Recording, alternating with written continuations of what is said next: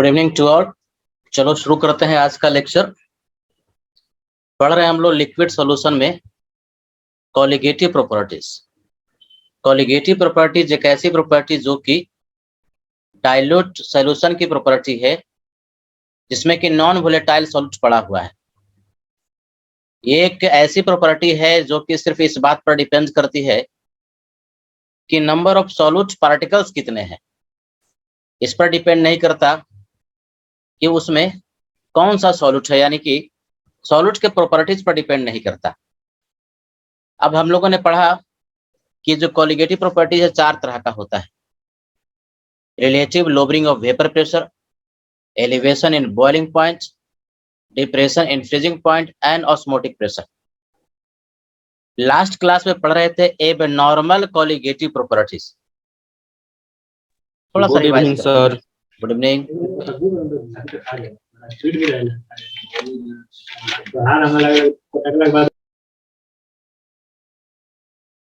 सब म्यूट कर लो। Last class में पढ़ रहे थे एबनॉर्मल कॉलिगेटिव प्रॉपर्टीज। ये क्या है? तो कोई भी नॉन वोलेटाइल सॉल्यूट को यदि एक वोलेटाइल सॉल्वेंट में आप ऐड कर रहे हैं और वो जो सॉल्यूट है या तो टूट जाए या तो आपस में जुड़ जाए, तो इससे क्या होगा? Number of solute particles change करेगा, और जब भी number of solute particles change करेगा तो कॉलिगेटिव प्रॉपर्टी चेंज करेगी। तो अब जो कॉलिगेटिव प्रॉपर्टी हम लोग मेजर करेंगे उसको कहते हैं एबनॉर्मल कॉलिगेटिव प्रॉपर्टीज, जिसको कि हम लोग मापते हैं, मेजर करते हैं एक वांट ऑफ फैक्टर आई से, है कि नहीं? आई। अब ये आई क्या है? इसके लिए 3 फार्मूला हमने लिखा था। उसमें जो सबसे इंपॉर्टेंट फार्मूला है वो है नंबर ऑफ सॉल्यूट पार्टिकल्स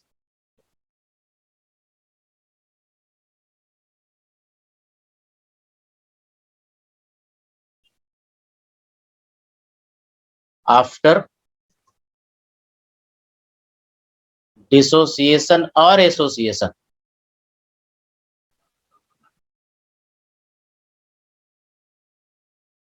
और एसोसिएशन यानी ऊपर में आपको पुट करना है नंबर ऑफ सॉल्यूट पार्टिकल्स जो कि हो गया डिसोसिएशन या एसोसिएशन के बाद। अब नंबर ऑफ पार्टिकल्स का मतलब क्या? उसका नंबर ऑफ मोल, और डिवाइड कर देंगे इनिशियल नंबर ऑफ पार्टिकल्स से जो कि लिया गया था। Initial number of particles taken,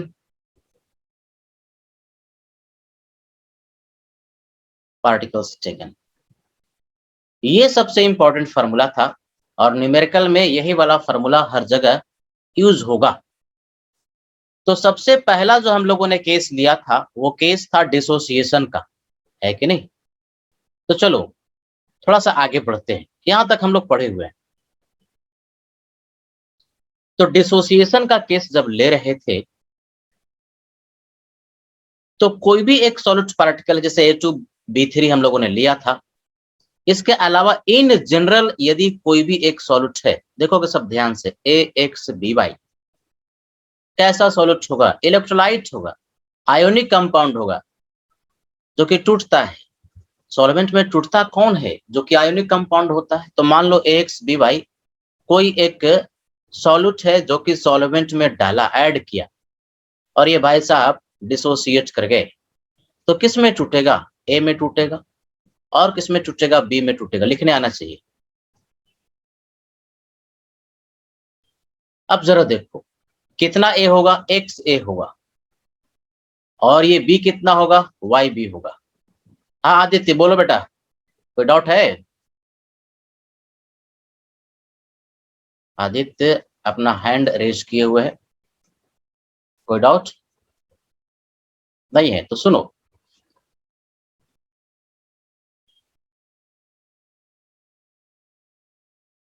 आवाज नहीं जा रही? आ रही है सर। आ रही है ना? तो हाँ उस ठीक है बेटा, आप तुम्हारा कमजोर होगा, उसकी वजह से आवाज नहीं जा रही।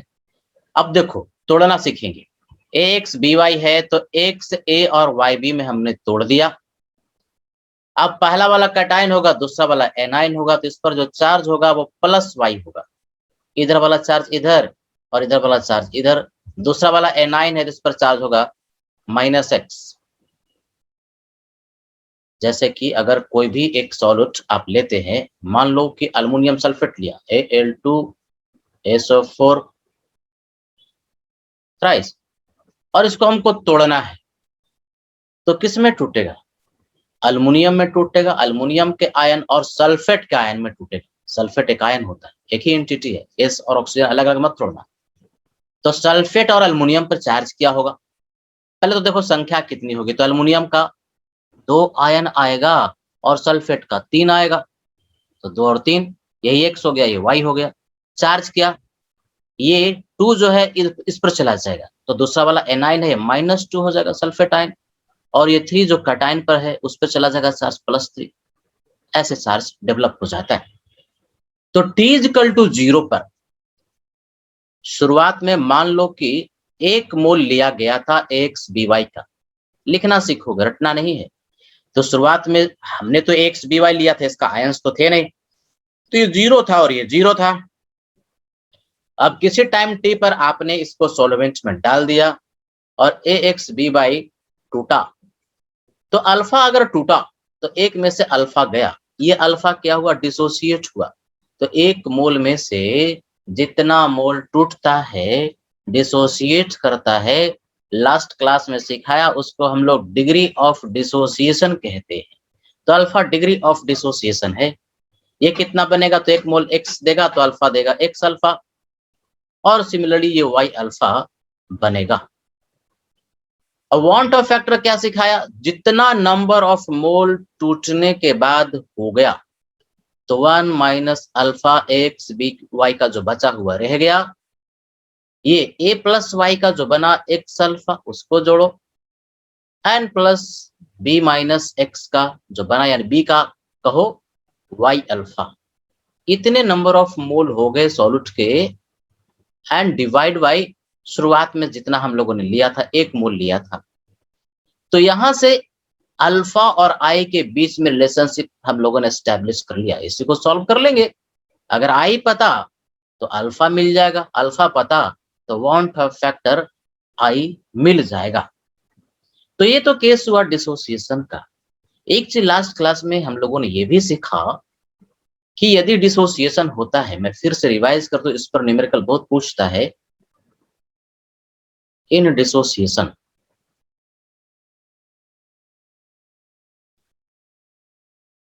number of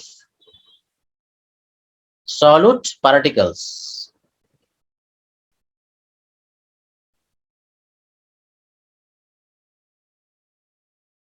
increases। तो सॉल्यूट पार्टिकल्स जब इंक्रीज करेगा तो ऑब्जर्व्ड मोलर मास जो है इनवर्सली प्रोपोर्शनल होता है। ऑब्जर्व्ड मोलर मास, बोलो सब क्या होगा? बढ़ेगा कि घटेगा? लास्ट क्लास में सिखाया था घटेगा। घटेगा। ऑब्जर्व्ड मोलर मास घटेगा। आप देखो इस पर न्यूमेरिकल कैसे पूछता है। आपको पता है, जैसे अगर मैं कह दूं कि कोई एक कंपाउंड ले लिया, से अल्युमिनियम सल्फेट ही ले लिया, Al2SO4 थ्राइस, ये ले लिया, एक कंपाउंड लिया, और इस कंपाउंड का जो कि नॉन वोलेटाइल सॉल्यूट है, इसका जो मॉलिक्यूलर वेट होता है एक्चुअल में इस कंपाउंड का जब नहीं टूटा या नहीं जुड़ा, तो सबका एटॉमिक मास जोड़ोगे तो 342 होगा, 342। लेकिन अब जो सॉल्वेंट में इसको आप ऐड कर दिए हो, यानी अब जो सॉल्यूशन बना, इन सॉल्यूशन, इसका जो ऑब्जर्व्ड मोलर मास होगा,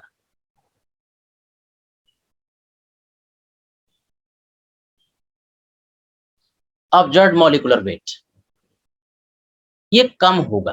किससे कम होगा? 342 से। अब कितना कम होगा, एक्चुअल में कितना आएगा, वो तो डिपेंड करता है अल्फा पर, है कि नहीं, जो कि हम लोग निकालना भी सीखेंगे। सिर्फ यहाँ पर ध्यान ये देना है कि एक्चुअल जो मोलर मास होगा उससे ऑब्जर्व्ड मोलर मास जो है वो कम होगा in case of dissociation. Dissociation में पार्टिकल की संख्या बढ़ जाती है, छोटा छोटा हो गया टूट करके, तो अब जो मोलर मास होगा यानी एक मोल पार्टिकल का जो मास होगा ना वो कम होगा। इसको नोट कर लो। मास तो सर कंजर्व रहता है ना, तो कम किस हो जाएगा? हम मास बोल रहे हैं बेटा, क्या नाम है तुम्हारा? Prince sir. प्रिंस। मास बोले कि हम मोलर मास बोले बेटा? Molar mass. Molar mass. मास और मोलर मास में क्या फर्क है बताओ? जैसे 1 किलो हमने मास लिया तो कोई सब्सटेंस एल्युमिनियम सल्फेट 1 किलो मास लिया तो 1 किलो को तो बना ही रहेगा, उसमें तो चेंज होगा नहीं। लेकिन मोलर मास का मतलब 1 मोल का मास है कि नहीं। मोलर मास का हिंदी में अर्थ होता है 1 मोल किसी भी सब्सटेंस का मास। अब नंबर ऑफ मोल जो है वो बढ़ गया, मास तो कांस्टेंट रहा, लास्ट क्लास में भी सिखाया था।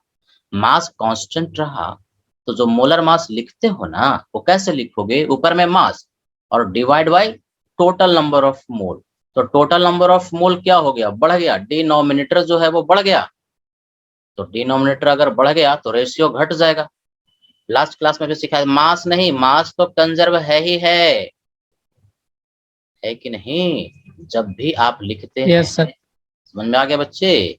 नंबर ऑफ मोल यस जब सर। लिखते हो, वेरी गुड, नंबर ऑफ मोल लिखते हो तो ऊपर में लिखते हो मास एंड डिवाइड बाय क्या? Molar mass. तो ये तो कांस्टेंट है, लेकिन ये और ये दोनों वेरिएबल, ये बढ़ेगा तो ये घटेगा, ये घटेगा तो ये बढ़ेगा। ये तो ऐसे लिखना सीखोगे, क्योंकि अलग अलग जो कंपाउंड होगा उसका स्टोइकियोमेट्री जो कोफिशिएंट होगा वो डिफरेंट होगा। तो जिसको लिखने आता है फटाफट लिख सकता है, एक्स और वाई में रट मत लेना।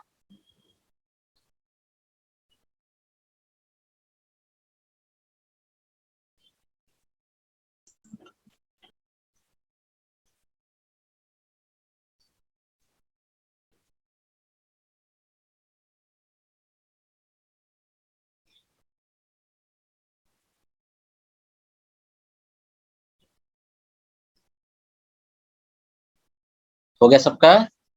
Yes sir. सर। ठीक है, आगे बढ़े बेटा।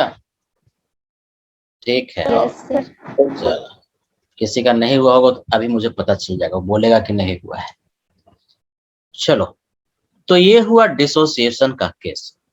अब हम लोग सीखते हैं कि यदि केस एसोसिएशन का है, केस ऑफ एसोसिएशन, पार्टिकल जुड़ता भी है,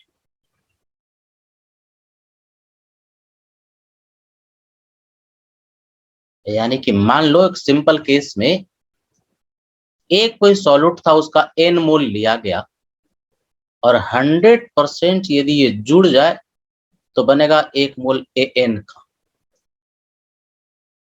तो T इक्वल टू 0 पर उल्टा लिख दिए, पहले ए एन से एन ए था, अब एन से ए एन कर दिए। पहले ज्यादा नंबर ऑफ मोल था, अब कम नंबर ऑफ मोल बन रहा है, तो पार्टिकल जुड़ेगा। तो T इक्वल टू 0 पर 1 मोल। सर 1 ही मोल क्यों लेते हैं? क्योंकि डिग्री ऑफ डिसोसिएशन या डिग्री ऑफ एसोसिएशन 1 मोल में ही डिफाइन होता है। शुरुआत में इसका नंबर ऑफ मोल नहीं था, 0 था। किसी टाइम टी पर यदि आपने इसको सॉल्वेंट में ऐड किया और इसका अल्फा मोल जुड़ गया, ऐसे यहाँ पर अल्फा मोल टूटेगा नहीं, बल्कि चूंकि ये एसोसिएशन का केस है इसलिए कहेंगे अल्फा मोल जुड़ गया। तो अल्फा मोल जुड़ा तो इसका मोल क्या हो गया? घट जाएगा। तो अल्फा मोल जुड़ गया यानी माइनस अल्फा, तो अब बचेगा कितना वो लिखते हैं 1 माइनस अल्फा, इतना बच गया। ये बनेगा कितना? तो ऐकिक नियम से एन मोल देगा 1 मोल, स्टोइकियोमेट्रिक कोएफिशिएंट इसका 1 है, तो 1 मोल कितना देगा? 1 अपॉन एन मोल। तो कितना इसका जुड़ा? अल्फा। तो अल्फा कितना देगा? अल्फा से इसको हमने मल्टीप्लाई कर देना है, तो मल्टीप्लाइड बाई अल्फा, इसका इतना मोल मिलेगा। तो अब जो अल्फा है इसको हम लोग डिग्री ऑफ डिसोसिएशन नहीं कहते, बल्कि इसको डिग्री ऑफ एसोसिएशन कहते हैं। डिग्री ऑफ एसोसिएशन टूटता है तो डिसोसिएशन, जुड़ता है तो एसोसिएशन। तो ये डिग्री ऑफ एसोसिएशन कहलाया। तो हमें क्या चाहिए, आई चाहिए। आई क्या, वांट ऑफ फैक्टर। ऊपर में क्या, टोटल नंबर ऑफ पार्टिकल्स जुड़ने या टूटने के बाद जितना हो गया, तो कितना हो गया, 1 माइनस अल्फा ए का बचा हुआ है और ए एन का बना अल्फा अपॉन एन, यही अल्फा अपॉन एन लिख दिया। अब इसको हमें डिवाइड कर देना है, जितना कि शुरुआत में नंबर ऑफ सॉलिड पार्टिकल लिया गया था 1 लिया गया था, है ना इंटरेस्टिंग। तो यहां से थोड़ा इसको अगर हम सिंप्लीफाई करें तो 1 प्लस अल्फा कॉमन ले लेना है, तो क्या हो जाएगा ये 1 अपॉन एन माइनस 1। तो यहां से अल्फा हम लोग सॉल्व कर सकते हैं। तो अल्फा का जो वैल्यू हो जाएगा आई माइनस 1, सिंप्लीफाई कर दिया and divide by this value 1 upon n minus 1। तो क्या इसको रट ले, रटोगे तो भूल जाओ कि एन नीचे था कि ऊपर था कि कहाँ था, लिखने आना चाहिए। जिसको लिखने आता है तुरंत डिराइव कर लेगा, है कि नहीं। इसको एक एग्जांपल से हम लोग समझेंगे, पहले इसको नोट करो।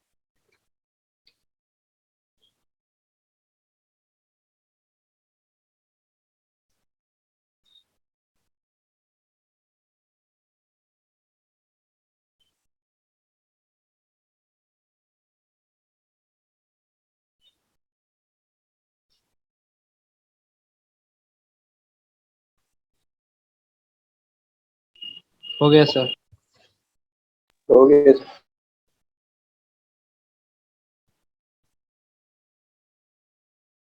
जैसे फॉर एग्जांपल, हुआ सर। अच्छा नहीं हुआ, लिख लो।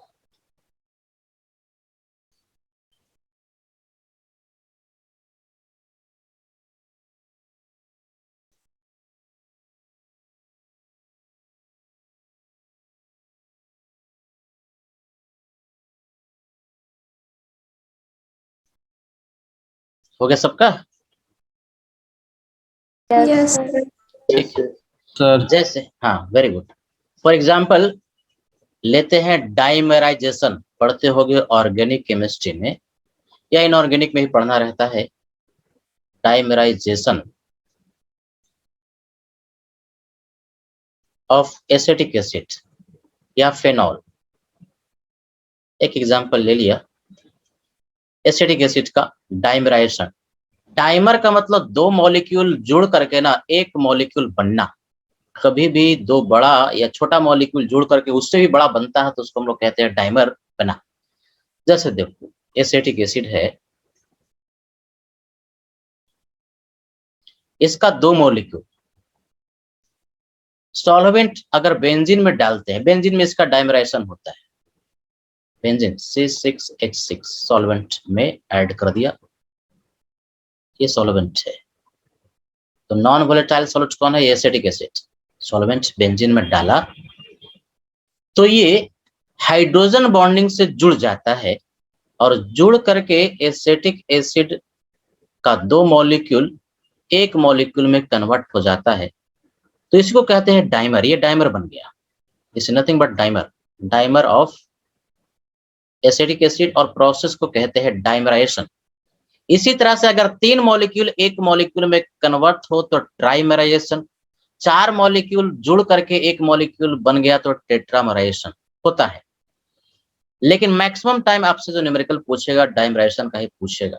ये किस तरह से होता है इसको हम लोग यहां से समझ सकते हैं, देखो सब ध्यान से। एसिटिक एसिड है, इसका अगर स्ट्रक्चर लिखोगे CH3 और ये C, ये हो गया O एंड OH, इस तरह से होता है। एक मॉलिक्यूल ये हुआ और दूसरा मॉलिक्यूल ना OH,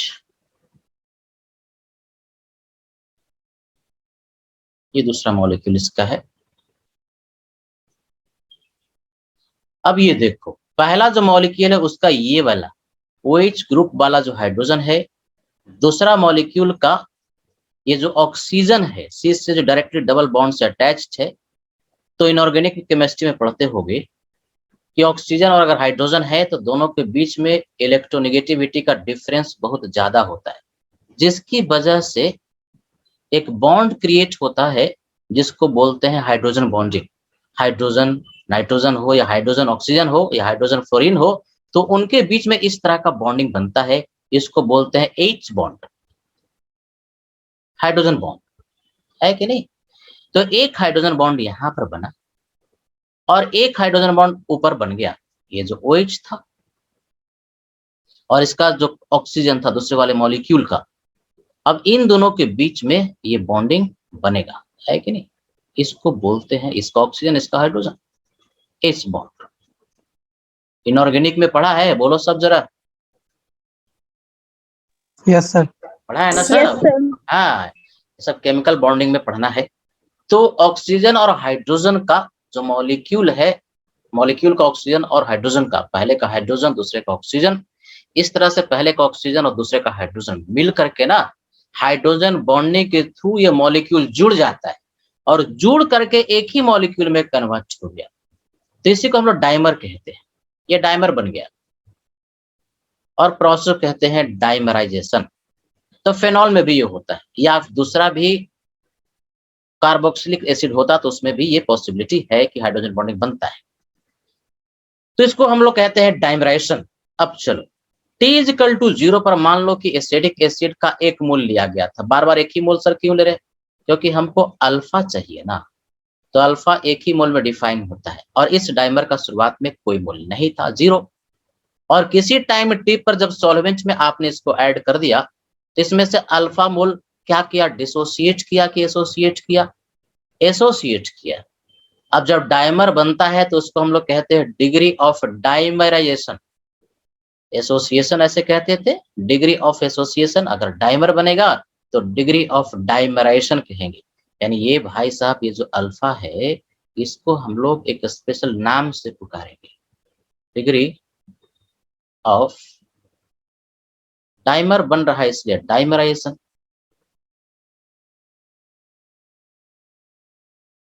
ये कितना बनेगा, तो 2 मोल देता है इसका 1 मोल, ये 1 है तो 2 मोल देगा 1 मोल, यानी बेसिकली इसका इसका जो मोल होगा एसिटिक एसिड के रिस्पेक्ट में हाफ होगा, तो 2 मोल देगा 1 मोल, 1 मोल देगा 1/2 मोल। आपका कितना जुड़ा अल्फा, तो अल्फा से गुना कर देंगे तो मल्टीप्लाइड बाई अल्फा, यानी अल्फा बाई 2 मोल डाइमर का बनेगा। हमें तो वांट ऑफ फैक्टर कैलकुलेट करना है, तो वांट ऑफ फैक्टर क्या होता है, जितना नंबर ऑफ मोल सॉल्यूट का टूटने या जुड़ने के बाद हो गया। अब यहाँ जुड़ रहा है तो जुड़ने के बाद जितना हो गया 1 minus alpha n plus alpha by 2।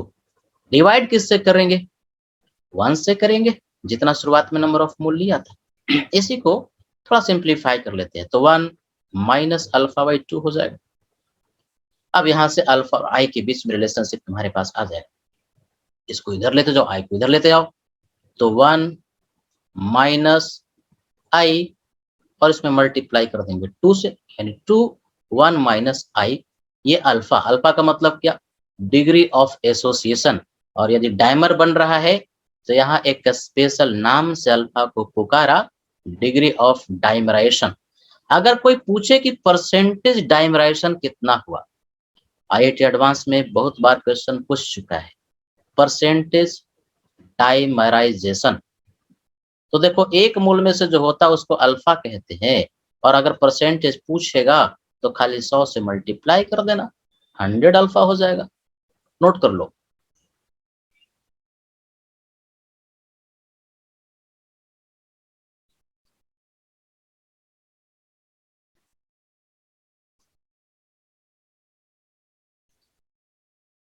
ध्यान रखना है एसिटिक एसिड पानी में ना वीक एसिड की तरह काम करता है, तो वहां पर टूटता है, यानी वाटर में एसिटिक एसिड डिसोसिएट करता है, लेकिन सॉल्वेंट यदि बेंजीन है तो वहां डिसोसिएट नहीं बल्कि एसोसिएट करता है।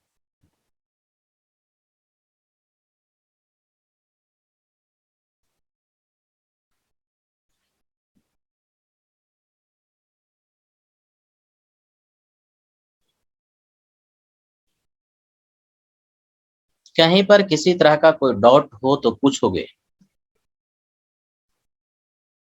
क्लियर है सर।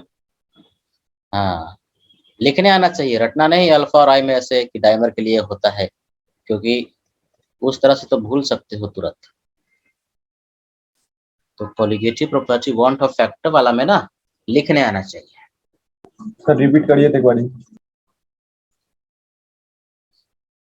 अच्छा, इसके पहले वाला की खाली डायमेराइजेशन बेटा। डायमेराइजेशन। डायमेराइजेशन का मतलब हुआ कि कोई दो मॉलिक्यूल है और आपस में जुड़ गया तो एक मॉलिक्यूल में कन्वर्ट हो गया। जैसे एसिटिक एसिड का दो मॉलिक्यूल लिया तो दो मॉलिक्यूल लोगे ना, देखो इधर एसिटिक एसिड है, फार्मूला स्ट्रक्चरल फार्मूला लिख दिए, इधर भी स्ट्रक्चरल फार्मूला लिख दिए, तो एक नहीं बल्कि दो मॉलिक्यूल है। तो जब फार्मूलाज के लिखोगे तो ये कार्बोक्सिलिक एसिड है तो सी डबल ओ बॉन्ड ये होता है, और ये तो ऑर्गेनिक केमिस्ट्री में पढ़ी होगी OH होता है। तो दूसरा वाला मॉलिक्यूल का देखो, ये जो ऑक्सीजन है, कर्सर देखो यहाँ पर है ना, ये जो ऑक्सीजन है ये वाला, और इसका हाइड्रोजन। तो कभी भी हाइड्रोजन और दूसरा एलिमेंट नाइट्रोजन है या ऑक्सीजन है तो उसके बीच में एक बॉन्डिंग की प्रोबेबिलिटी होती है इलेक्ट्रोनेगेटिविटी डिफरेंस की वजह से, आपस में अट्रैक्शन की वजह से, उसको बोलते हैं H बॉन्ड, हाइड्रोजन बॉन्ड। तो एक हाइड्रोजन बॉन्ड यहाँ बना और एक हाइड्रोजन बॉन्ड यहाँ बना, यानी हाइड्रोजन बॉन्ड से ये दो मॉलिक्यूल आपस में जुड़ गया। कोई भी कारण हो सकता है, यह एक कारण हमने बताया। तो इसको एक मॉलिक्यूल में कन्वर्जन हो गया, बड़ा मॉलिक्यूल बन गया, दो मॉलिक्यूल छोटे छोटे थे आपस में जुड़ गया, बड़ा मॉलिक्यूल बन गया, तो उसको कहते हैं डाइमर। प्रोसेस को कहते हैं डाइमराइजेशन। कह रहे हैं, ये कभी कभी पूछता भी है कि एसिटिक एसिड जो है सॉल्वेंट यदि C6H6 बेंजीन में डालेंगे तो क्या होता है, टूटता है कि जुड़ता है? तो जुड़ता है, डाइमर बनता है। लेकिन यही अगर पानी में डालते हैं ना तो पानी में ये आयन में टूट जाता है, एसिटेट आयन और H+ में टूट जाता है। तो यहाँ डाइमर बन रहा है, यानी कि पार्टिकल की संख्या कम हो रही है। तो शुरुआत में मान लो 1 मोल लिया था, ये तो नहीं था, डाइमर 0 था शुरुआत में। सॉल्वेंट में अल्फा मोल इसका जुड़ा तो ये कितना बनेगा एक नियम से? तो 2 मोल देगा इसका 1 मोल, तो 1 मोल देगा 1/2 मोल अल्फा देगा, 1/2 गुने अल्फा है ना, अल्फा/2।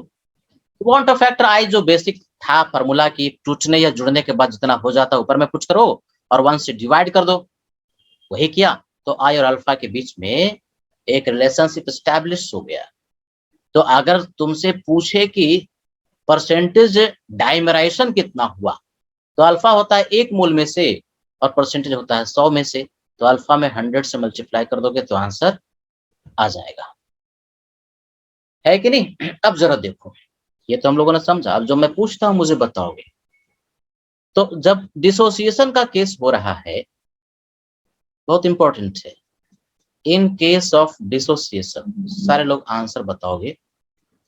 पहले ये बताओ कि नंबर ऑफ सॉल्यूट पार्टिकल्स कम हो रहा है कि ज्यादा हो रहा है?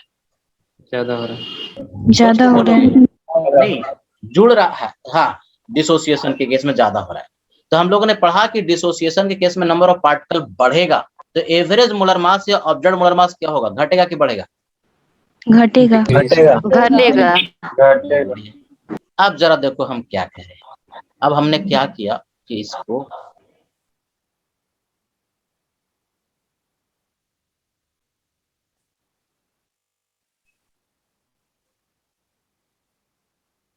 एसोसिएशन कर दिया। इन केस ऑफ एसोसिएशन तो मुझे बताओ कि नंबर ऑफ पार्टिकल्स पर क्या फर्क पड़ेगा, नंबर ऑफ पार्टिकल्स घटेगा कि बढ़ेगा? घटेगा। घटेगा, क्योंकि छोटा छोटा पार्टिकल था, 2 पार्टिकल था, अब 1 में कन्वर्ट हो गया। डाइमर में हम लोगों ने देखा, तो नंबर ऑफ पार्टिकल्स जो है वो घटेगा। नंबर ऑफ पार्टिकल्स यदि घटेगा तो एवरेज मोलर मास, जिसको हम लोग ऑब्जर्व्ड मोलर मास भी कहते हैं, ऑब्जर्व्ड मोलर मास, मास नहीं बल्कि मोलर मास बेटा, मोलर मास अलग चीज न हो गया, 1 मोल के मास को कहते हैं। बताओ ऑब्जर्व्ड मोलर मास घटेगा कि बढ़ेगा? सब बोलो। बढ़ेगा। बढ़ेगा सर। ऐसे भी देखो ना, ये हुआ क्या था कि 2 छोटे छोटे मॉलिक्यूल थे, अब जोड़ करके बहुत बड़ा मॉलिक्यूल बन गया। तो बहुत बड़ा अगर मॉलिक्यूल बनेगा तो 1 मोल का मास भी उसके रिस्पेक्ट में तो बढ़ जाएगा, यानी मोलर मास जो है वो बढ़ जाएगा। एसोसिएशन के केस में ऑब्जर्व्ड मोलर मास या एवरेज मोलर मास जो सॉलिड पार्टिकल का है वो बढ़ जाता है कि नहीं? तो इसी को ध्यान में रखते हुए यदि हम आपसे ये पूछें, देखो सब ध्यान से, कि ये एसिटिक एसिड जो है, acetic acid is dissolved in benzene, जहां पर कि एसोसिएशन होता है, याद भी कर लेना, where it is associated, ऐसा क्वेश्चन बहुत पूछता है। then its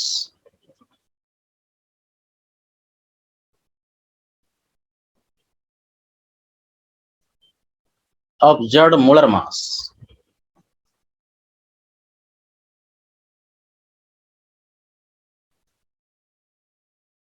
will be, अब 4 ऑप्शन दे देगा तुमको, less than 60,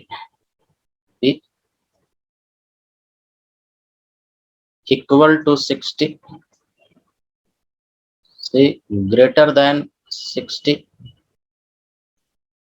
एंड D इसमें से कुछ भी नहीं। सोच करके बताओगे क्या होगा। एसिटिक एसिड का मोलर मास 60 होता है, ग्रेटर देन 60। Greater than 60. बोलो साहब, ग्रेटर होगा कि लेसर होगा कि बराबर होगा? 60। ग्रेटर होगा सर। वेरी गुड, क्योंकि एसोसिएट हो रहा है, पार्टिकल की संख्या कमेगी, मॉलिक्यूल बड़ा हो जाएगा। और एक क्वेश्चन बहुत ज्यादा पूछता है तो दिमाग में इसको रखना है, एसोसिएशन देख लिया कि एसोसिएशन है तो ऑब्जर्व्ड मोलर मास जो होता है वो बढ़ जाता है, पार्टिकल बड़ा हो जाता है। तो ये 60 क्या लिख रहा है, जो एक्चुअल मोलर मास होगा उसी के रिस्पेक्ट में कंपेयर करने के लिए बोलता है 60। अगर 100% एसोसिएट हो जाएगा तो उसका मोलर मास डबल हो जाएगा, यानी दो पार्टिकल एक पार्टिकल में 100% कन्वर्ट हो गया, यानी अल्फा का मान 1 हो गया।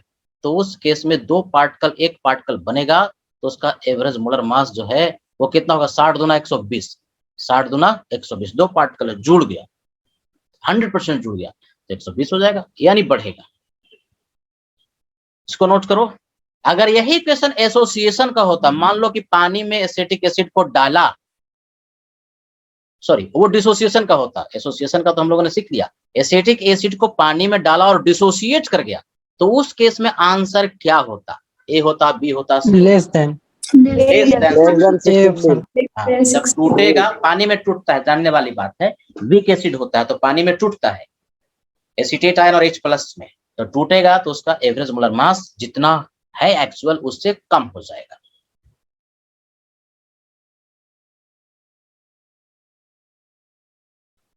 नोट कर लो।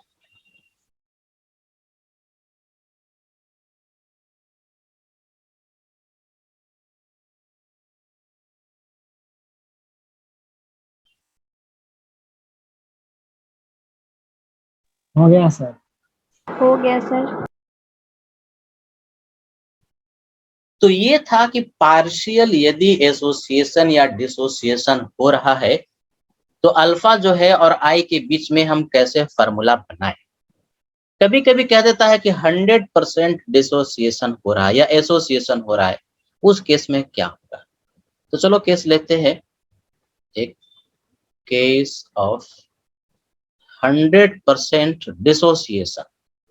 अगर डिसोसिएशन वाला समझ में आ गया तो एसोसिएशन भी समझ में आ जाएगा। 100% डिसोसिएशन का मतलब होता है अल्फा का मान 1, डिग्री ऑफ डिसोसिएशन 1, मतलब एक मोल लिए थे और एक मोल पूरा का पूरा टूट गया। जैसे यहाँ पर सॉल्यूट ले रहे हैं जो कि नॉन वोलेटाइल है,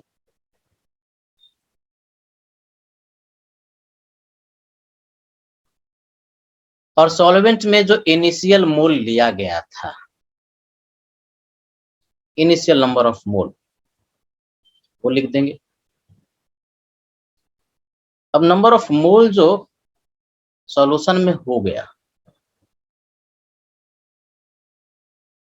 वो पता चल जाएगा, और फिर यहाँ पर वांट ऑफ फैक्टर आई को हम लोग लिखेंगे।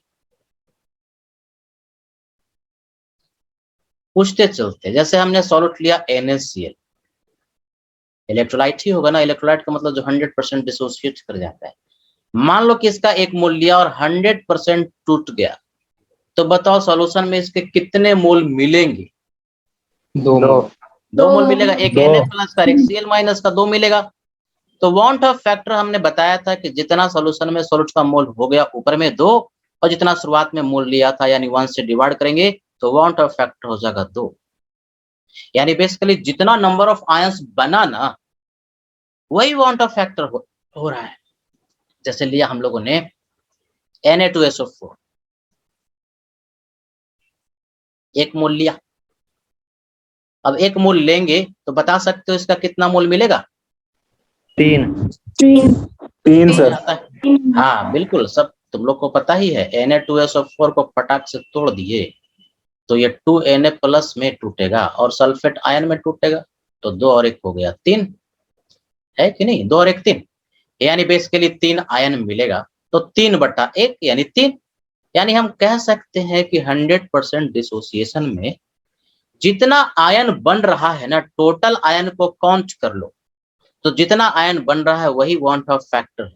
तो यहाँ पर देखेंगे तो 2 Na प्लस का, एक सल्फेट का, 2 और 1 3। Similarly aluminium sulphate Al2SO4 thrice, इसका 1 मोल लेंगे तो बताओ कितना मोल मिलेगा? यहीं से जोड़ सकते हैं। 3 और 2 5, अल्युमिनियम का 2, सल्फेट का 3, 5। तो वांट ऑफ फैक्टर 5 हुआ। यानी जितने मोल आपको मिल रहे हैं वही उसका वांट ऑफ फैक्टर कहा जाएगा। जैसे K4FeCN6 है ना, कॉम्प्लेक्स कंपाउंड है, कोऑर्डिनेशन केमिस्ट्री में खूब सब पढ़ते हो। ये 100% टूटेगा, कितना आयन मिलेगा? 1 मोल लिया था मान, सोच करके बोलोगे। 5 हाँ देखो कितना कोऑर्डिनेशन केमिस्ट्री बढ़िया से पढ़ा है। यानी बेसिकली अंदर वाला ब्रैकेट बड़ा जो होता है ना, वो टूटता नहीं है, वो आयोनाइजेबल नहीं होता। इस पर न्यूमेरिकल भी पूछता है। तो अंदर वाला जो मिलेगा वो एक ही आयन मिलेगा एज ए होल, और बाहर में पोटेशियम के 4 आयन मिल जाएंगे, यानी कि ये 5 आयन इसका मिलेगा। तो वांट ऑफ फैक्टर हो जाएगा 5। यानी कोई भी आयोनाइजेबल सॉल्यूट लिए हो, आयोनिक कंपाउंड है और 100% डिसोसिएशन होता है, तो उसका खाली देख लो कि कितना नंबर ऑफ आयंस है, वही उसका वांट ऑफ फैक्टर हो जाता है। नोट कर लो।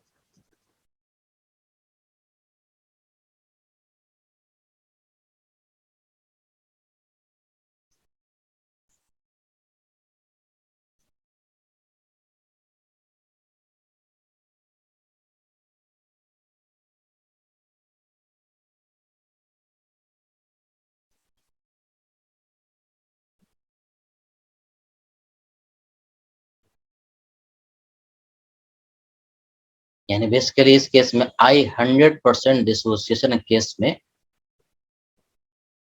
टोटल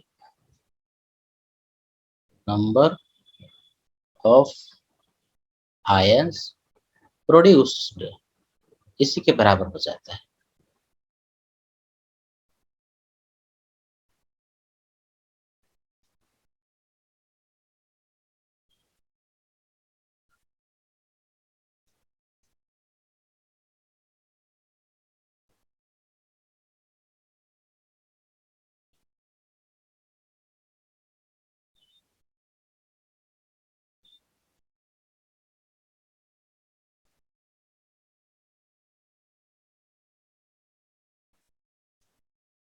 हो गया सर?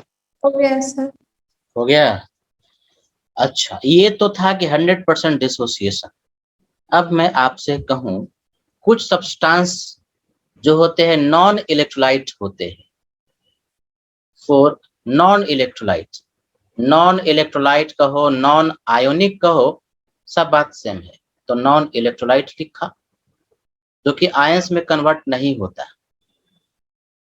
तो अगर नॉन इलेक्ट्रोलाइट है मतलब टूटेगा नहीं, आयंस में कन्वर्ट नहीं होगा, तो इसके लिए वांट ऑफ फैक्टर क्या होगा? जैसे कि फॉर एग्जांपल हम लोगों ने लिया ग्लूकोज, बहुत सारे न्यूमेरिकल ग्लूकोज का किए थे, बहुत सारा न्यूमेरिकल हम लोगों ने यूरिया का लिया था, बहुत सारा हम लोगों ने न्यूमेरिकल सुक्रोज या शुगर जो भी है अगर सुक्रोज ही होता है।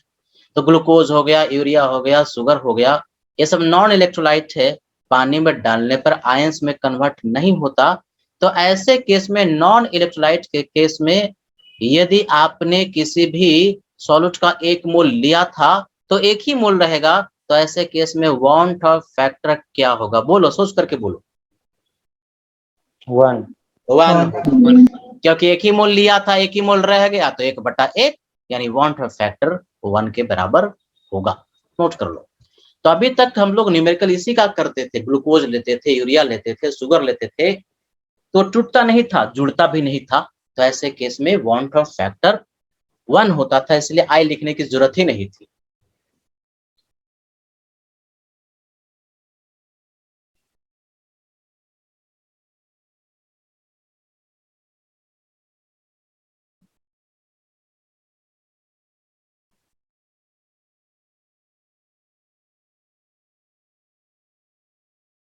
हो गया सर। हो गया। अच्छा, ऐसे ही बताओ, अगर 100% एसोसिएशन होगा तो सोच सकते हो, अगर मान लो कि 100% एसोसिएशन हो रहा है, आप लोग से ही हम पूछते हैं, क्योंकि यदि आपने मुझे बता दिया तो हम समझे कि समझ लिया।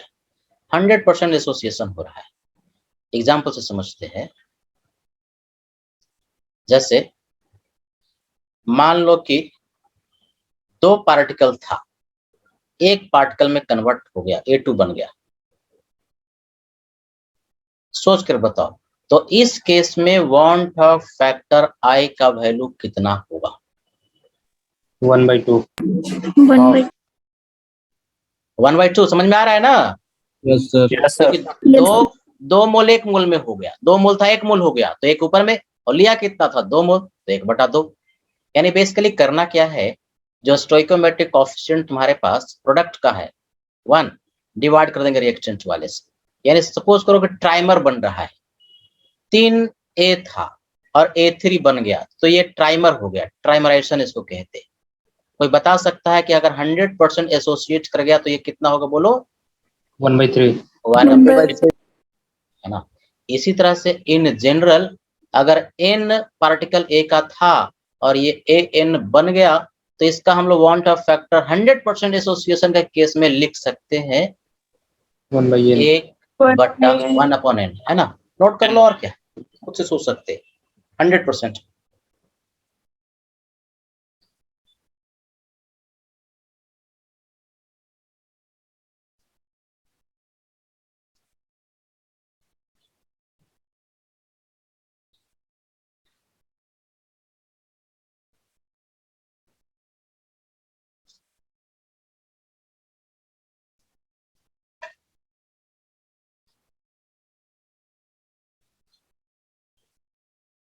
हो गया सर।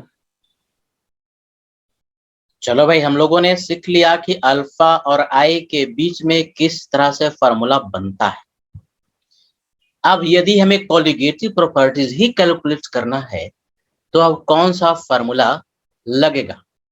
यानी अब हम लोग जरा न्यूमेरिकल पर्पज से सोचते हैं। फार्मूला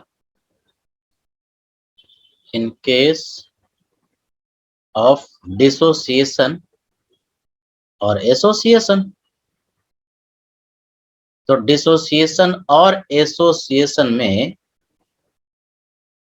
फार्मूला थोड़ा सा मॉडिफाई होकर के लगता है, और खुद ही सोच सकते हैं, अलग से कोई फार्मूला थोड़ी ना रटना है। देखो सब, पहला पढ़े थे RLVP, relative lowering of vapour pressure. इसके लिए फार्मूला था P0 minus PS and divide by P0। यही था।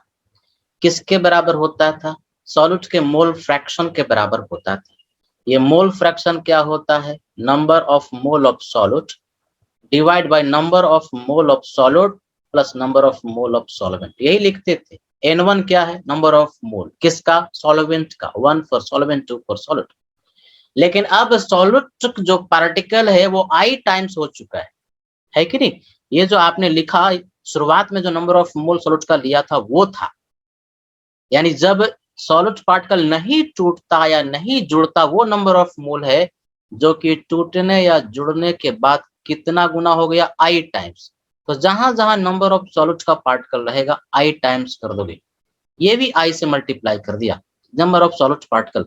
अब सोच करके बताओगे क्या N1 के पहले I लगेगा कि नहीं लगेगा? No sir. No sir. No sir. क्यों? क्योंकि सॉल्वेंट तो नहीं टूट रहा, सॉल्वेंट तो नहीं जुड़ रहा, सॉल्वेंट का जितना मोल था उतना ही मोल लिए थे। तो ध्यान में रखना है कि जो सॉल्यूट का पार्टिकल है उसकी संख्या चेंज कर रही है, सॉल्वेंट का मॉलिक्यूल चेंज नहीं कर रहा। तो सॉल्यूट का पार्टिकल जहां जहां है, वांट ऑफ फैक्टर जो कैलकुलेट किया उससे मल्टीप्लाई कर दोगे तो RLVP वाला ये वाला फॉर्मूला से आपको आंसर आ जाएगा। ठीक है, अब जरा देखो RLVP हम लोगों ने लिया था, उसके बाद फिर हम लोग पढ़े थे elevation in boiling point delta TB, सारा फॉर्मूला वही लिखेंगे। अब डेल्टा TB के लिए फॉर्मूला था KB मल्टीप्लाइड बाय मोलालिटी, ये था। यदि पार्टिकल नहीं टूटता नहीं जुड़ता तो इस फॉर्मूला से कर लेते। अब ये मोलालिटी क्या होता है, number of mole of solute particles पर केजी ऑफ सॉल्वेंट, यानी ऊपर में नंबर ऑफ मोल सॉल्यूट का जो कि कितना गुना हो गया, I टाइम्स हो गया। तो खाली क्या करना है, I से मल्टीप्लाई कर देना है और एलिवेशन इन बॉइलिंग पॉइंट आपको मिल जाएगा।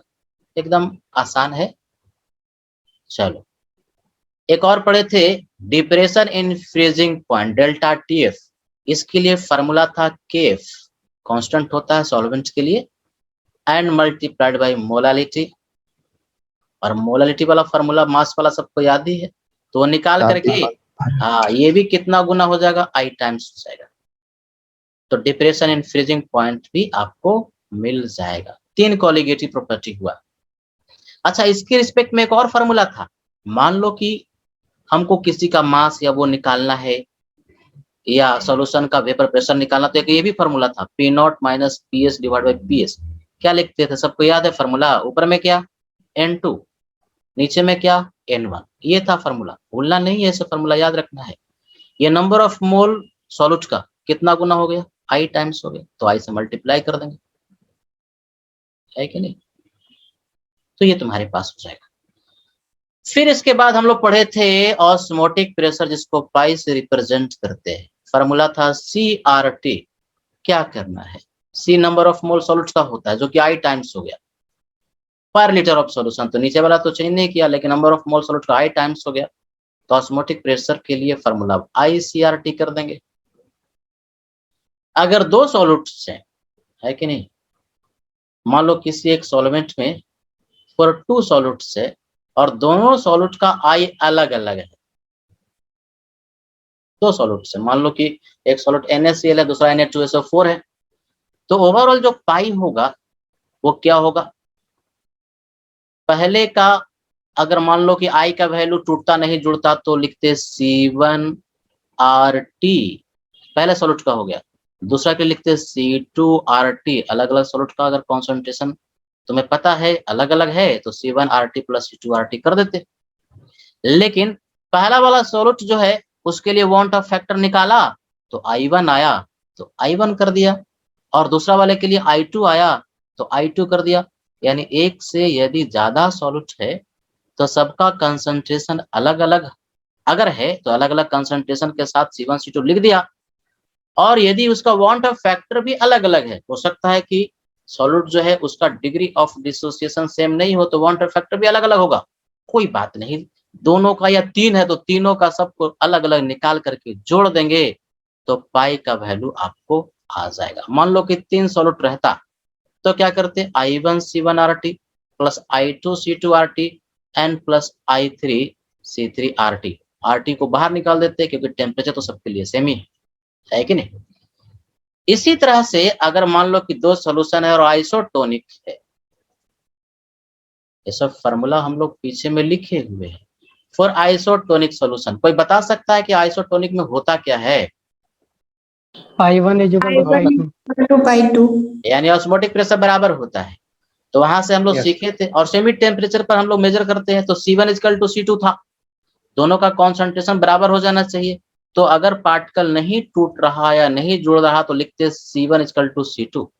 लेकिन मान लो कि दोनों ही पार्टिकल डिसोसिएटिव है या एसोसिएटेड है, पहले वाला का वांट ऑफ फैक्टर I1 है तो I1C1 हो जाएगा, और दूसरे वाले का वांट ऑफ फैक्टर I2 है तो I2C2, दोनों को बराबर कर देंगे तो आइसोटोनिक सॉल्यूशन के लिए ये क्राइटेरिया हो जाएगा। नोट कर लो।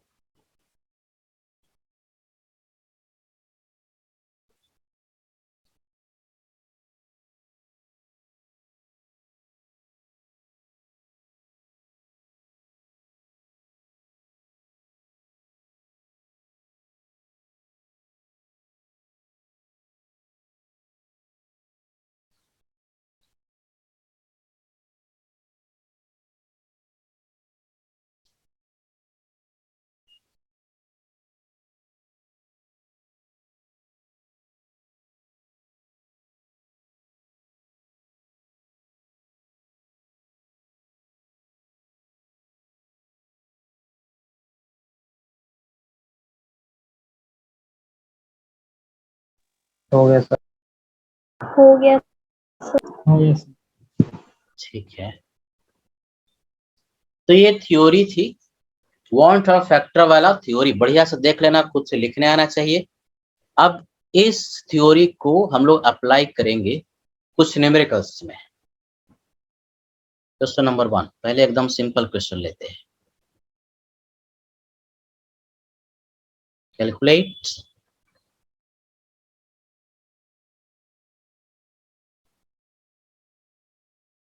elevation in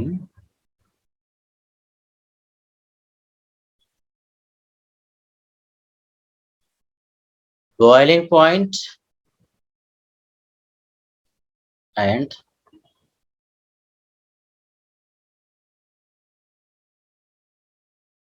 depression in freezing point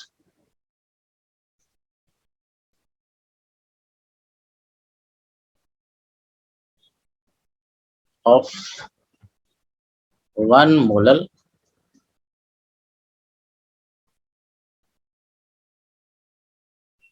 aqueous solution of NaCl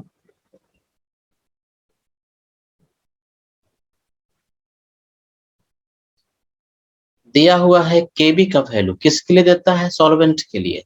तो सॉल्वेंट यहाँ पर वाटर है, H2O का 0.52, और इसी का केफ का वैल्यू भी दिया 1.86। एज्यूम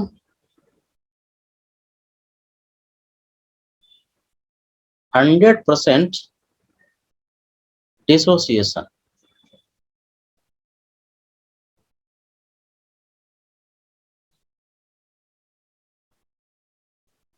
तो देखो सॉल्यूट है NaCl, 100% कभी भी क्वेश्चन में एसोसिएशन की बात करें, डिसोसिएशन की बात करें, डिग्री ऑफ डिसोसिएशन की बात करें, इसका मतलब वो वांट ऑफ फैक्टर वाला क्वेश्चन है। कभी भी इलेक्ट्रोलाइट ले ले, यानी आयोनिक कंपाउंड ले ले, तो वो तो टूटेगा ही टूटेगा सॉल्वेंट में। तो इसका मतलब है कि वो वांट ऑफ फैक्टर वाला क्वेश्चन है। तो वांट ऑफ फैक्टर वाला क्वेश्चन अगर है तो दिमाग में तुरंत आ जाना चाहिए कि हमको आई का वैल्यू कैलकुलेट करना पड़ेगा, और फिर फार्मूला में आई का वैल्यू पुट करेंगे तो आंसर आ जाएगा। ये NaCl 100% टूट रहा है, तो अभी हम लोग पढ़े थे कि NaCl 100% टूटेगा तो इस केस में वांट ऑफ फैक्टर आई का वैल्यू 2 हो जाएगा। 2 आयन मिलेगा, एक Na प्लस दूसरा Cl माइनस। अब जरा काम की बात सुनो, यहाँ पर लास्ट में लिख दिया एज्यूम 100% डिसोसिएशन। यदि क्वेश्चन में नहीं लिखा रहता 100% डिसोसिएशन तो हम क्या करते? क्या मानते कि नहीं कि डिसोसिएशन हो रहा है कि नहीं हो रहा? अगर आयोनिक कंपाउंड है तो डिसोसिएट करेगा, और यदि परसेंटेज डिसोसिएशन के बारे में क्वेश्चन में मेंशन नहीं है तो हम मानेंगे बाय डिफॉल्ट वो 100% डिसोसिएट कर रहा है। मतलब ये लास्ट लाइन लिखा हुआ नहीं रहता। बहुत बार जेईई मेन में, एडवांस में, नीट में क्वेश्चन ऐसा पूछा है जिसमें कि लास्ट वाला लाइन मेंशन नहीं करता कितना परसेंट डिसोसिएशन हुआ। तो उस केस में अगर आयोनिक है तो मानते हैं कि 100% डिसोसिएट किया होगा। तो NaCl का आई का वैल्यू 2 ले लेते हैं। अब क्या पूछता है? एलिवेशन इन बॉइलिंग पॉइंट पूछता है, डेल्टा टीबी। तो इसके लिए अभी हम लोग फार्मूला पढ़े थे, आई मल्टीप्लाइड बाई Kb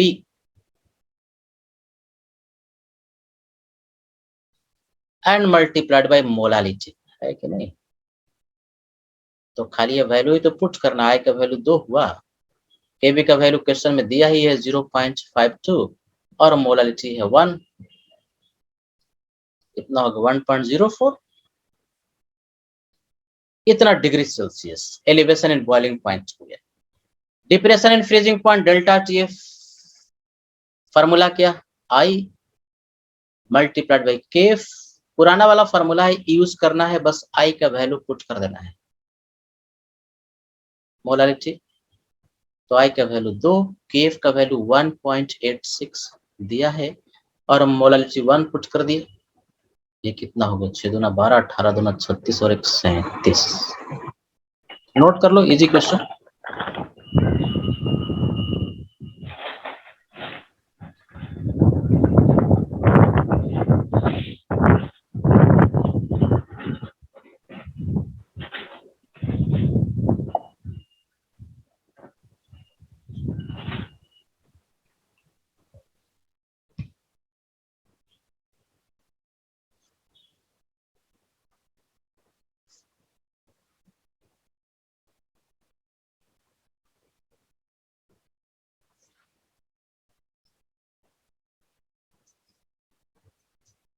सर 3.92 आ रहा है।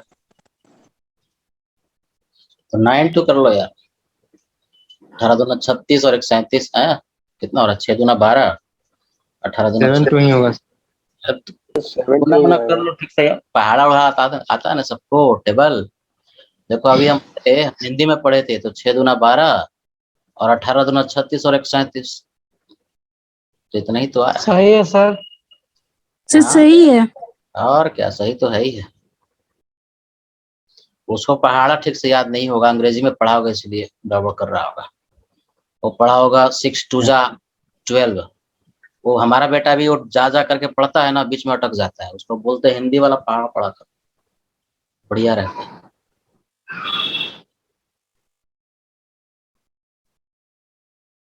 हम लोग देखो पहाड़ा पढ़े थे, इतना बड़ा रसेदार होता था, 15 का पहाड़ा, 15 का 15, 15 दूना 30, 3 45 Yes, sir. आता है तुम लोग को। Yes Yes, sir. sir, आता है। यस दम सर। 75 छक्का 90 70 छक्का 90। घंटे 20, हाँ घंटे 20 अठहत्तर 90 से 35 बोतल से। पहले जो पहाड़ा बच्चों में पढ़ते थे ना, एक मनोहर पोथी किताब आता था, पता नहीं अब आता है कि नहीं, उसमें सब लिखा हुआ रहता था, तो उसमें हिंदी में अभी पढ़ते आता थे और गुरुजी बड़े सर मजेदार तरीके से पढ़ाते थे। वो अभी याद है, वही पहाड़ा ना उससे बहुत काम का है। अब इंग्लिश में पढ़ाता है, जा करके वो जा में कहीं अटक जाता है, उसको बोलेगा 19 का टेबल बताओ तो वो भूल जाएगा, बढ़िया से नहीं बता पाएगा। चलो जैसे भी है, नहीं भी आए तो गुना उना कर लिया करो, पहाड़ा वैसा कुछ दिक्कत वाली बात नहीं है। लिख लिया बेटा सब? Yes sir. Yes sir. Sir अगला question,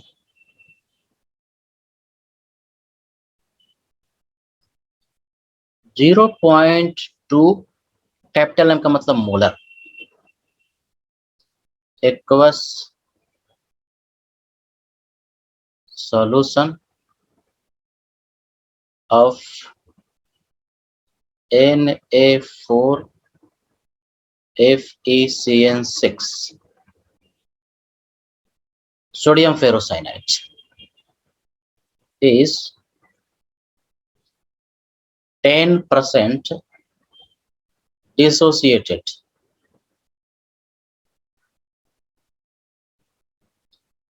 at 27 degrees Celsius. Calculate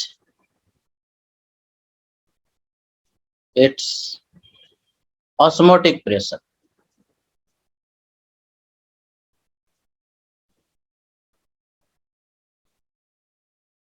अब क्या करें इसमें, 100% मानेंगे कि जो दिया है वही मानेंगे?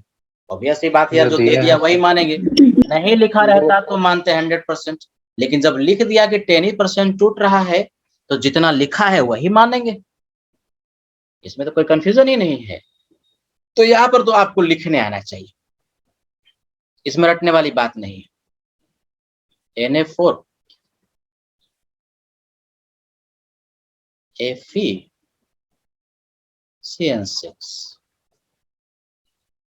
इसको क्या करोगे, तोड़ दोगे, किसमें टूटेगा, सोडियम में टूटेगा, और फेरोसाइनाइड जो आयन है उसमें टूटेगा, FeCN6। तो फेरोसाइनाइड के एक ही आयन है, सोडियम के 4 है।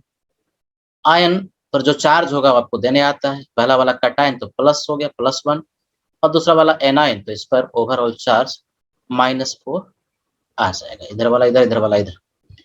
तो T = 0 पर देखो, हम फिर से लिखना सिखा रहे, एक मोल लिए थे, ये नहीं था, ये नहीं था, और किसी टाइम T पर ये सॉल्यूशन में गया और अल्फा मोल इसका टूटा, तो यही अल्फा जो है ना, वो डिग्री ऑफ डिसोसिएशन है, जो कि दे दिया 10%। 10% का मतलब 10/100, 0.1। ये कितना बनेगा, 4 अल्फा। ये कितना बनेगा, अल्फा। तो आपको 10% दिया हुआ है, तो 10% का मतलब यहाँ पर अल्फा का मान फटाक से निकाल ली, 10/100 यानी कितना, 0.1। यही तो 10% होता है। वांट ऑफ फैक्टर क्या सिखाया था, जितना मोल आपके पास टूटने के बाद हो गया सबको जोड़ दो, 1 - अल्फा +4 अल्फा प्लस अल्फा, सबको जोड़ दिया, डिवाइड बाई 1, यानी हो गया 1 + 4 अल्फा।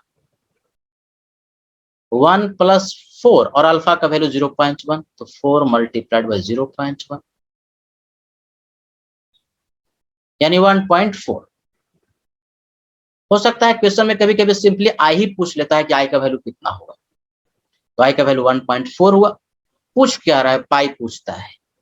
ऑस्मोटिक प्रेशर का फॉर्मूला हम लोग पढ़े थे, CRT। बस इसमें हमको मल्टीप्लाई कर देना है आई से। आई का वैल्यू 1.4, कंसंट्रेशन दिया ही हुआ है 0.2 मोलर, डायरेक्टली ही दे दिया।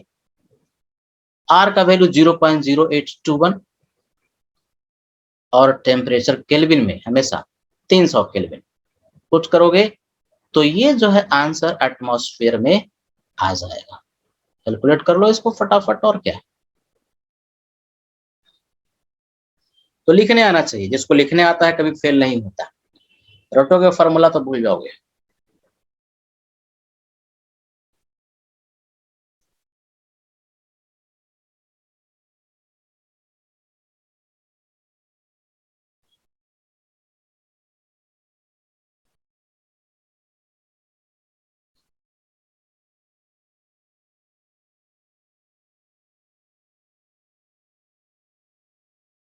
सिक्स 6.89 आ रहा है।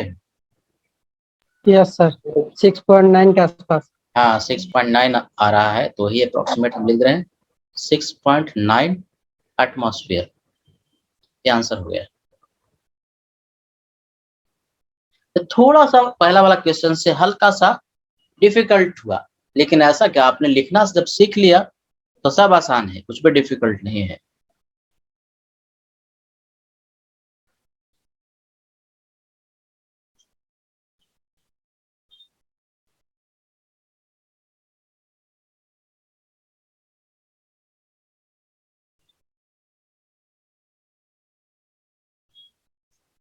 हो गया सर। सबका हो गया। चलो अगला क्वेश्चन लेते हैं, क्वेश्चन नंबर 3।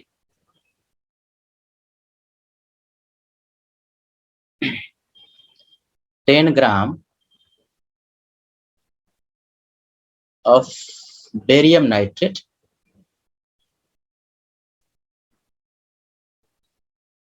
इसका मॉलिक्यूलर वेट क्वेश्चन में दिया हुआ रहेगा, या तो सबका एटॉमिक मास दे देगा। यहाँ पर मॉलिक्यूलर वेट इसका दिया है 261।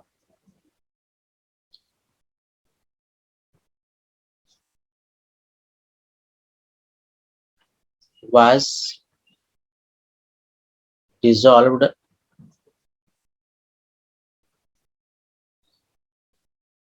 in 100 gram of water। इसका केवी का वैल्यू दिया हुआ है, पढ़ते पढ़ते आप लोग को याद भी हो गया। इसका केवी का वैल्यू होता है 0.52। Boiling point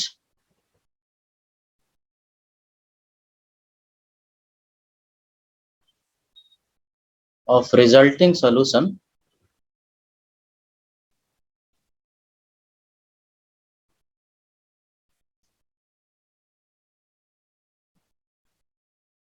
becomes 100.52 degrees Celsius. Calculate percentage of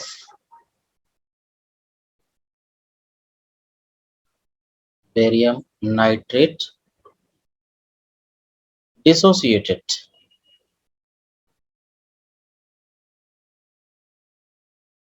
पहले बताओ ये जो क्वेश्चन है क्या वांट ऑफ फैक्टर वाला क्वेश्चन है कि नहीं?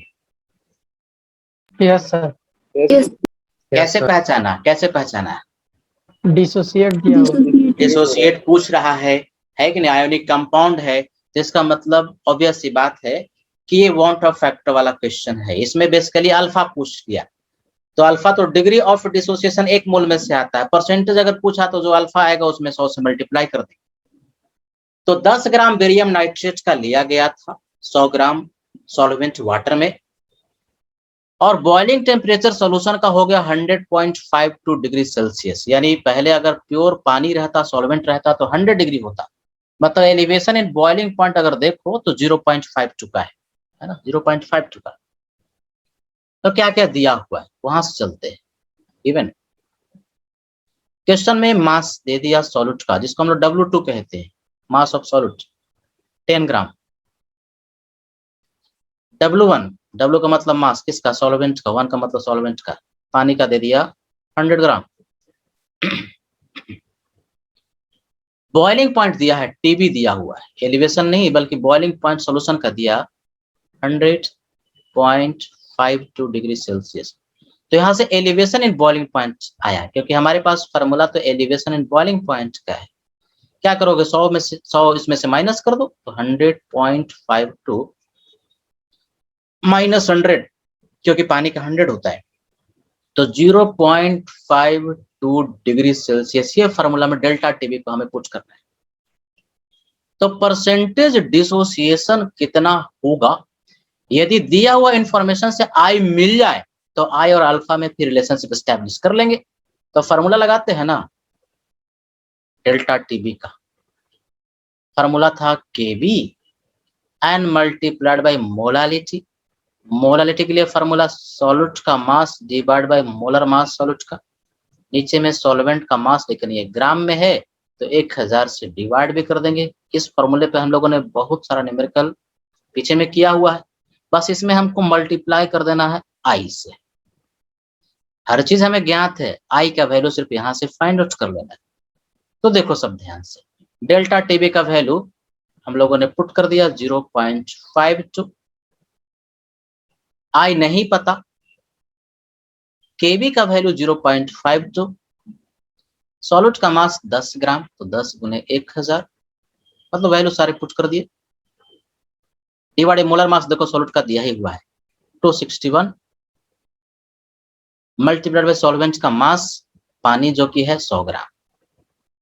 तो यहाँ से आपस में सब कैंसिल आउट होकर के ना देखो 2.61 आ जाएगा, तो आई का वैल्यू आ गया 2.61। तो वांट ऑफ फैक्टर मिल गया। यानी ऐसे क्वेश्चन में जिसमें कि परसेंटेज डिसोसिएशन वगैरह पूछे ना, सबसे पहले दिए हुए फार्मूला से और दिया हुआ इंफॉर्मेशन से वांट ऑफ फैक्टर निकाल लेना। अब वांट ऑफ फैक्टर और अल्फा के बीच में आपको रिलेशनशिप एस्टेब्लिश करने आता है लिख करके, वही कर लेंगे। पहले देख लो, आई मिल गया। अब इसको तोड़ते हैं, जो आयनिक कंपाउंड दिया हुआ है बेरियम नाइट्रेट, इसको ब्रेक करते हैं, डिसोसिएट करते हैं। तो किस में छूटेगा, बेरियम में, Ba+2 एक ही आयन मिलेगा, और नाइट्रेट आयन NO3-, जो कि इसका 2 आयन मिलेगा।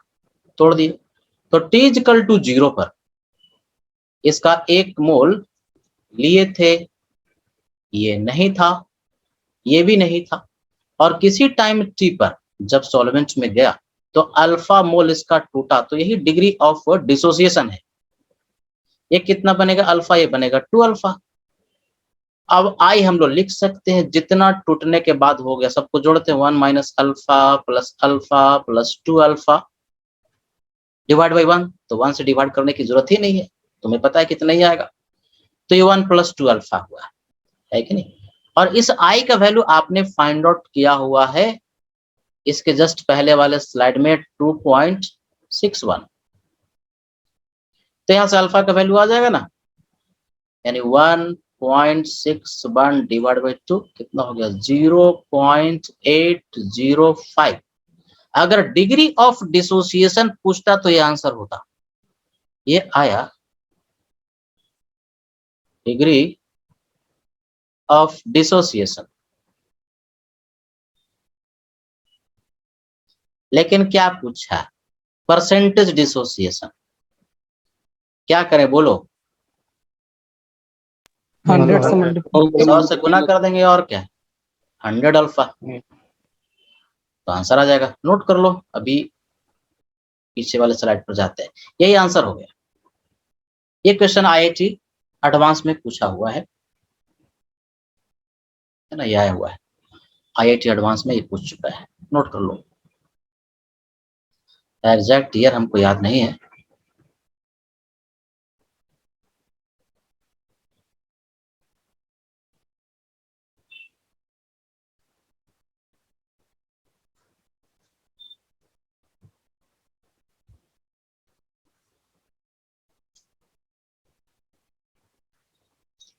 तो रविराज सर बताए थे क्या कि क्लास जो है वो कब से शुरू होगी, ऑफलाइन वाली? 6 अगस्त। 6 बताए हैं। Yes sir. हाँ तो बढ़िया होगा, ऑफलाइन में थोड़ा ज्यादा बेहतर होता है चीजों को समझना।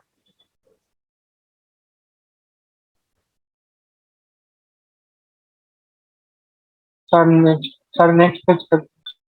सबका हो गया, अगला स्लाइड्स पर जाएं। नहीं सर। ठीक है तो लिख, कुछ बच्चा नहीं बोल रहा है। तो बोलिए ना, ऑप्शन में बढ़िया हो गया। हाँ ऑफलाइन तो यार देखो, ऑफलाइन का थोड़े ना कोई सब्स्टिट्यूट होता है, ऑफलाइन इज द बेस्ट, वो तो है ही है। अब कुछ नहीं है तो ऑनलाइन पढ़ा रहे हैं हम लोग। आगे स्लाइड पर जाएं। Yes sir.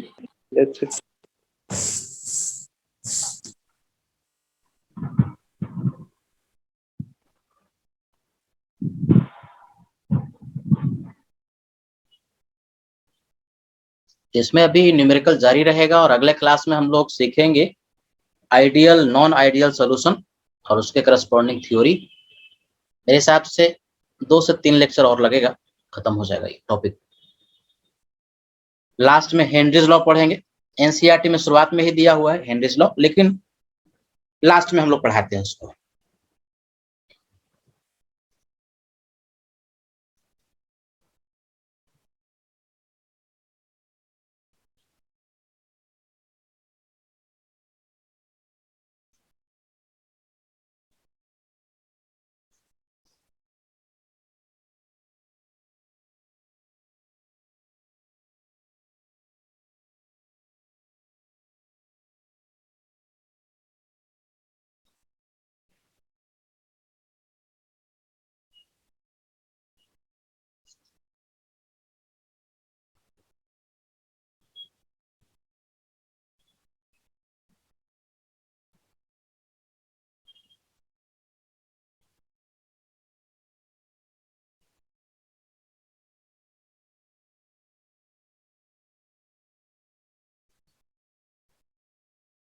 हो गया सर। सबका हो गया बेटा, डिस्कनेक्ट करें। Yes sir. सर सीट में SW बोले थे। हाँ सीट में बोले थे, इसको खत्म होने दो तब दे देते हैं। अगला क्लास में पूरी तरह से खत्म हो जाएगा, तब आप न्यूमेरिकल करेंगे ना, तो शुरुआत में ही मैंने देखा है कि वांट और फैक्टर वाला भी कुछ क्वेश्चन दिया हुआ है, तो अगला क्लास में मैं आपको शीट से क्वेश्चन दूंगा करने के लिए बेटा, ये पूरी तरह से खत्म होने दो, आई वाला जो है। ओके ठीक है बेटा, okay, thank you sir. Thank you sir. Thank you sir. Welcome.